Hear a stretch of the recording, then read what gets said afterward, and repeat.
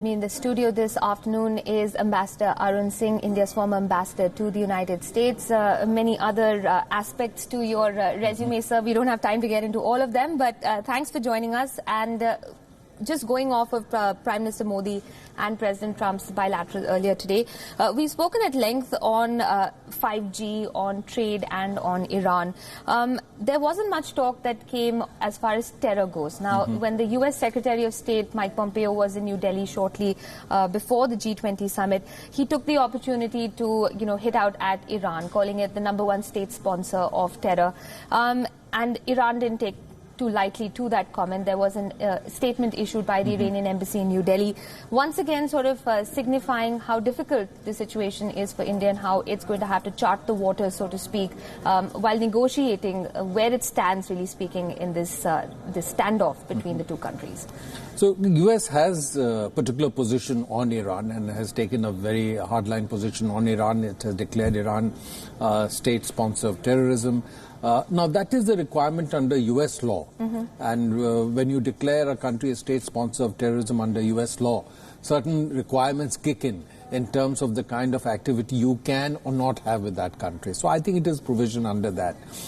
You can't have normal trade relations. There are sanctions that come in.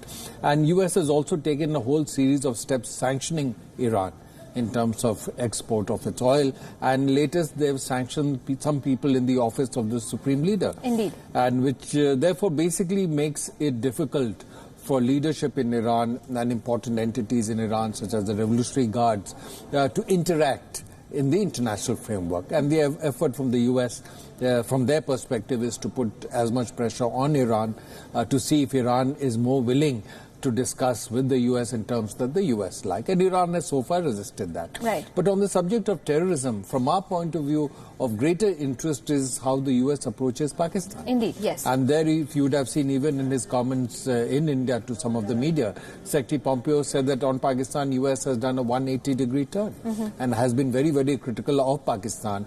And in his comments, he spoke about terrorist groups getting shelter in Pakistan and creating complications for Afghanistan and creating complications for India.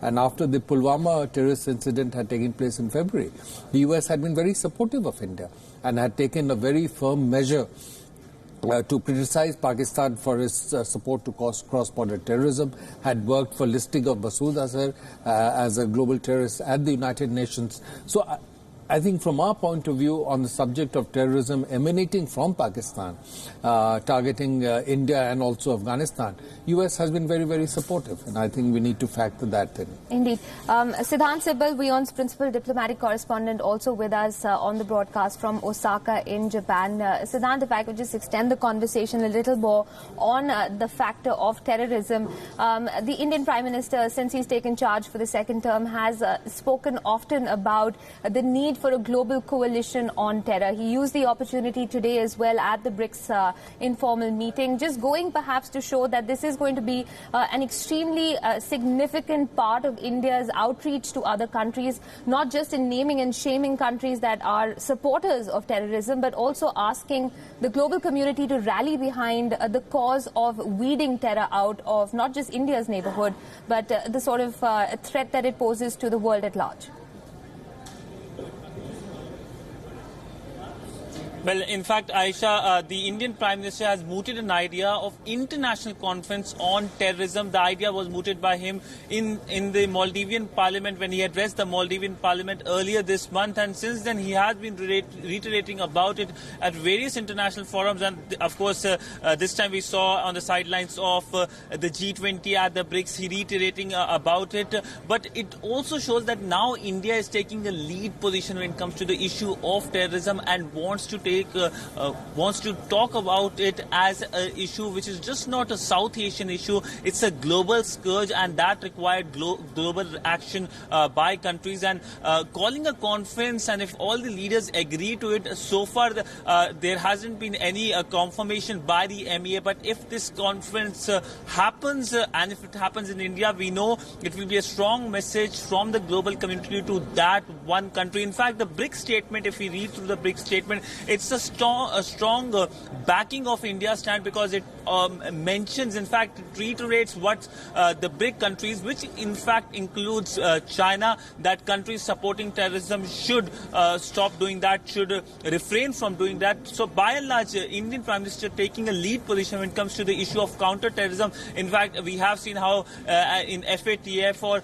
other such global bodies, India has talked about terrorism, and as we have been telling our viewers, India had proposed CCIT, Comprehensive Convention on International Terrorism, way back in 1996, that calls for a common definition on terrorism, but it still languishes at the United Nations, primarily because of the divergent views of various members of the United Nations on what exactly terrorism is. Absolutely. The definition of terrorism also a contentious issue. Siddhant, thanks so much for bringing us that perspective from Osaka. Ambassador Singh, but just going off of what Siddhant says, India is sort of leveraging its position now. It's not referring to terrorism purely on the point of view of a national problem that's facing it, but taking it beyond the gamut of just a regional problem. It's also filling a void, if you would permit me, that does exist when it comes to global concrete action on terrorism.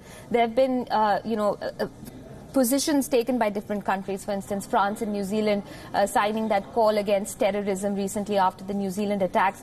But when it comes to comprehensive action on terrorism, is Prime Minister Modi really exploiting in many ways that void and using it to not just India's advantage, but looking at it as a global solution to a global problem? Well, if there is a void, clearly any country concerned must exploit it to its interests. Right. And I think perhaps that is an effort that is being made. And to be successful, one has to go beyond just a national concern or regional concern to look at an issue that is generating global concern. And if India is articulating the need at this stage to think of having a global conference on terrorism, there is perhaps a sense that internationally there is huge concern related to terrorism. Yes. And there's concern because most countries are facing it in some form. The West has focused on it after 9/11. Then they faced the problem first from Al-Qaeda, then of course ISIS. So they have some concern. There are challenges related to terrorism emanating from sub-Saharan Africa, from Somalia. Russia has from time to time faced the challenge of terrorism. China says that it also faces the problem of terrorism. So there is, to that extent, a global concern. Now, if that can be leveraged to generate pressure from India's point of view also on Pakistan, and the support and safe haven it provides to terrorist groups. But at the same time, one has to tread this a little carefully because while at the United Nations there have been specific conventions on terrorism to deal with bombings, to deal with hijacking of aircraft, to deal with financing of terrorism, there has been no agreement on a comprehensive convention. And this has been discussed for more than 2 decades. Right. And so the very fact that despite 2 decades of effort, a convention on comprehensive convention against terrorism has not emerged, shows that there is divided opinion. Absolutely. And so as we tread this path, one has to be careful of the different viewpoints and how one needs to advance that, keeping that in mind. And entrenched interests as well, I suppose that goes without saying. Let's talk a little bit about another interesting thing that happened this morning. As expected, it involves the US President Donald Trump. He met with the Russian President Vladimir Putin on the sidelines of the G20 summit. Remember, the two men were seen walking together also for the photo op. Now, Trump said that the two countries have a lot to discuss, including trade and disarmament. The Russian president, too, acknowledged that the two leaders haven't met since the Helsinki summit and that there's a lot to follow up on. But there was something else that stole the show this morning. A reporter asked Mr. Trump if he's going to tell Putin to not meddle in the upcoming U.S. election, and the U.S. president's reaction took everyone by surprise. Trump leaned over to Putin and jokingly told him, "Don't meddle in my election." Take a look.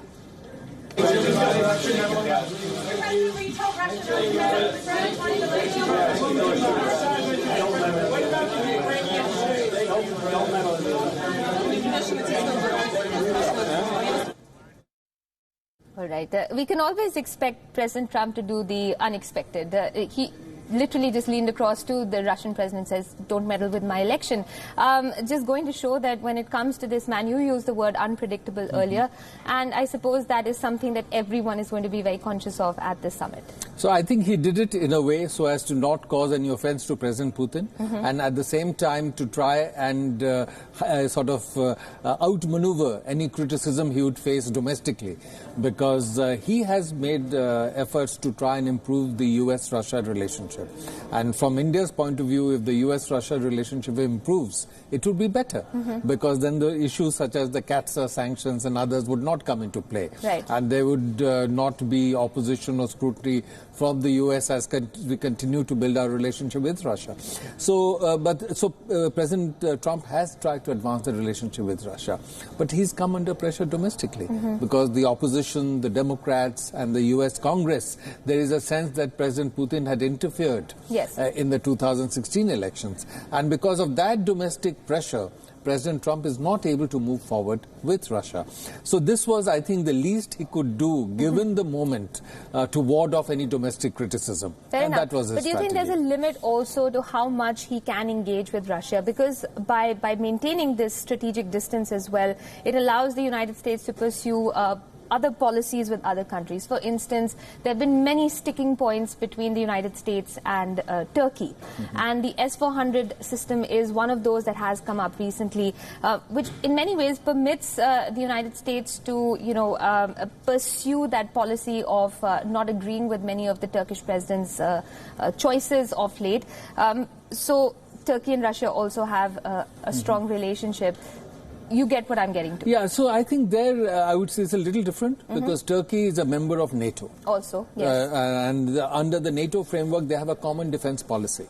So the US approach to Turkey in that sense would be different from the US approach to India.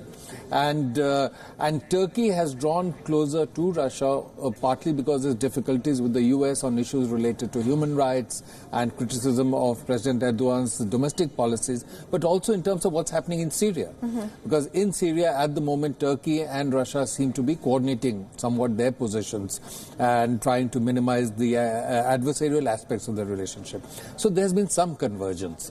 So there the situation is a little different, and even if US had good relations with Russia, it could still object to Turkey's purchase of S-400 on the grounds that Turkey is a member of NATO. Right. And already the supply of F-35, fifth generation fighter aircraft to Turkey have now been blocked by the United States. There will be a certain amount of competition and adversarial aspect in the US-Russia relationship because US has described Russia as one of its challengers in the international context. But they can have some elements of cooperation while the adversarial aspects continue. Right now, the relationship is completely frozen, and there are very strong sanctions against Russia, preventing them to have any kind of cooperation in the international context. Even arms control treaties are now becoming dysfunctional because of that, which is again neither in the interest of US nor Russia nor the international community. Indeed. So certainly some kind of a working relationship with Russia would be better, but President Trump is simply not able to go down that path because the Democrats, the Congress and the opposition to President Trump will not allow him to do that. And of course, legacy is also part of that. I mean, the US cold shouldering the Russians has been part of foreign policy for them for years. So extremely interesting. There's so many overlaps of convergence and divergence. We'll leave it at that for now, Ambassador Singh. Thanks for joining us with that perspective.